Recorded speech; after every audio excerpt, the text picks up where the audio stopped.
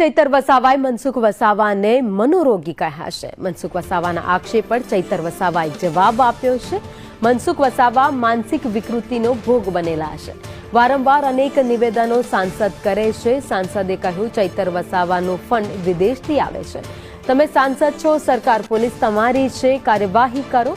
સાબિત નહીં કરો તો અમે માનીશું કે તમે મનોરોગી છો। મનસુખ વસાવાએ તોડકાંડના આક્ષેપ લગાવ્યા હતા।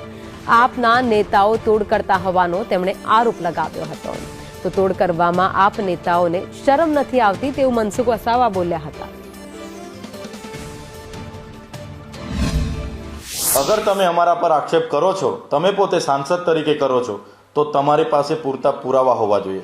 અગર તમારી પાસે પૂરતા પુરાવા નથી તો તમે આનો ખુલાસો આપો, નહીં તો અમે તમારા પર માનહાનિનો કેસ કરીશું અને અમે માનીશું કે તમે અમારા નામથી તમને ખૂબ જ તકલીફ છે અને તમે